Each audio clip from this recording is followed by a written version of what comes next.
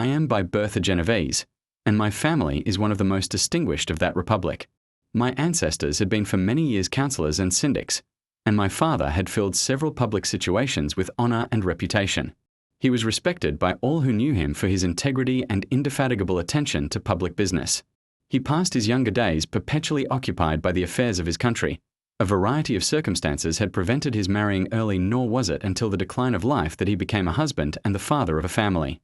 As the circumstances of his marriage illustrate his character, I cannot refrain from relating them. One of his most intimate friends was a merchant who, from a flourishing state, fell, through numerous mischances, into poverty. This man, whose name was Beaufort, was of a proud and unbending disposition and could not bear to live in poverty and oblivion in the same country where he had formerly been distinguished for his rank and magnificence. Having paid his debts, therefore, in the most honourable manner, he retreated with his daughter to the town of Lucerne, where he lived and in wretchedness. My father loved Beaufort with the truest friendship and was deeply grieved by his retreat in these unfortunate circumstances. He bitterly deplored the false pride which led his friend to a conduct so little worthy of the affection that united them. He lost no time in endeavouring to seek him out, with the hope of persuading him to begin the world again through his credit and assistance. Beaufort had taken effectual measures to conceal himself, and it was 10 months before my father discovered his abode. Overjoyed at this discovery, he hastened to the house, which was situated in a mean street near the Rus. But when he entered, misery and despair alone welcomed him. Beaufort had saved but a very small sum of money from the wreck of his fortunes, but it was sufficient to provide him with sustenance for some months, and in the meantime he hoped to procure some respectable employment in a merchant's house. The interval was, consequently, spent in inaction. His grief only became more deep and rankling when he had leisure for reflection, and at length it took so fast hold of his mind that at the end of 3 months he lay on a bed of sickness, incapable of any exertion. His daughter attended him with the greatest tenderness, but she saw with despair that their little fund was rapidly decreasing and that there was no other prospect of support. But Caroline Beaufort possessed a mind of an uncommon mould, and her courage rose to support her in her adversity. She procured plain work, she plaited straw, and by various means contrived to earn a pittance scarcely sufficient to support life. Several months passed in this manner. Her father grew worse, her time was more entirely occupied in attending him, her means of subsistence decreased, and in the 10th month her father died in her arms, leaving her an orphan and a beggar. This last blow overcame her, and she knelt by Beaufort's coffin weeping bitterly, when my father entered the chamber. He came like a protecting spirit to the poor girl, who committed herself to his care, and after the interment of his friend he conducted her to Geneva and placed her under the protection of a relation. 2 years after this event Caroline became his wife. There was a considerable difference between the ages of my parents, but this circumstance seemed to unite them only closer in bonds of devoted affection. There was a sense of justice in my father's upright mind which rendered it necessary that he should approve highly to love strongly.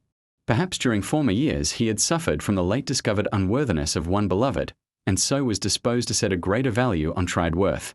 There was a show of gratitude and worship in his attachment to my mother, differing wholly from the doting fondness of age, for it was inspired by reverence for her virtues and a desire to be the means of, in some degree, recompensing her for the sorrows she had endured, but which gave inexpressible grace to his behaviour to her.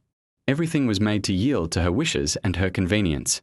He strove to shelter her, as a fair exotic is sheltered by the gardener, from every rougher wind, and to surround her with all that could tend to excite pleasurable emotion in her soft and benevolent mind.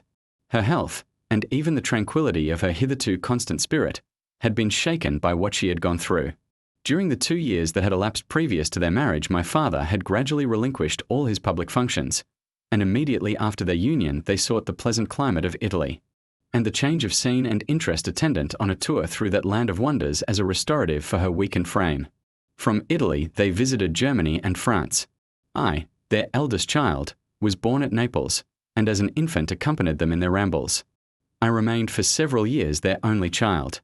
Much as they were attached to each other, they seemed to draw inexhaustible stores of affection from a very mine of love to bestow them upon me. My mother's tender caresses and my father's smile of benevolent pleasure while regarding me are my first recollections. I was their plaything and their idol and something better, their child, the innocent and helpless creature bestowed on them by heaven, whom to bring up to good and whose future lot it was in their hands to direct to happiness or misery according as they fulfilled their duties towards me. With this deep consciousness of what they owed towards the being to which they had given life added to the active spirit of tenderness that animated both. It may be imagined that while during every hour of my infant life I received a lesson of patience of charity, and of self-control I was so guided by a silken cord that all seemed but one train of enjoyment to me. For a long time I was their only care. My mother had much desired to have a daughter, but I continued their single offspring. When I was about 5 years old, while making an excursion beyond the frontiers of Italy, they passed a week on the shores of the Lake of Como. Their benevolent disposition often made them enter the cottages of the poor. This, to my mother, was more than a duty. It was a necessity, a passion, remembering what she had suffered and how she had been relieved, for her to act in her turn the guardian angel to the afflicted. During one of their walks, a poor cot in the foldings of a veil attracted their notice as being singularly disconsolate, while the number of half-clothed children gathered about it spoke of penury in its worst shape. One day, when my father had gone by himself to Milan, my mother, accompanied by me, visited this abode. She found a peasant and his wife, hard-working, bent down by care and labour, distributing a scanty meal to 5 hungry babes. Among these there was one which attracted my mother far above all the rest. She appeared of a different stock. The 4 others were dark-eyed, hardy little vagrants. This child was thin and very fair. Her hair was the brightest living gold, and despite the poverty of her clothing, seemed to set a crown of distinction on her head. Her brow was clear and ample, her blue eyes cloudless, and her lips and the moulding of her face so expressive of sensibility and sweetness that none could behold her without looking on her as of a distinct species of being heaven-sent and bearing a celestial stamp in all her features. The peasant woman, perceiving that my mother fixed eyes of wonder and admiration on this lovely girl, eagerly communicated her history. She was not her child, but the daughter of a Milanese nobleman. Her mother was a German and had died on giving her birth. The infant had been placed with these good people to nurse. They were better off then. They had not been long married, and their eldest child was but just born. The father of their charge was one of those Italians nursed in the memory of the antique glory of Italy, one among the Schiavi Ognea Frementi, who exerted himself to obtain the liberty of his country. He became the victim of its weakness. Whether he had died or still lingered in the dungeons of Austria was not known. His property was confiscated. His child became an orphan and a beggar. She continued with her foster parents and bloomed in their rude abode, fairer than a garden rose among dark-leaved brambles. When my father returned from Milan, he found playing with me in the hall of our villa a child fairer than pictured cherub, a creature who seemed to shed radiance from her looks and whose form and motions were lighter than the chamois of the hills. The apparition was soon explained. With his permission, my mother prevailed on her rustic guardians to yield their charge to her. They were fond of the sweet orphan. Her presence had seemed a blessing to them, but it would be unfair to her to keep her in poverty and want when Providence afforded her such powerful protection. They consulted their village priest, and the result was that Elizabeth Lavenza became the inmate of my parents' house, my more than sister, the beautiful and adored companion of all my occupations and my pleasures. Everyone loved Elizabeth.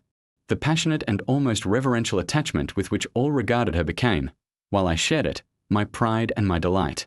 On the evening previous to her being brought to my home, my mother had said playfully, "I have a pretty present for my Victor. Tomorrow he shall have it."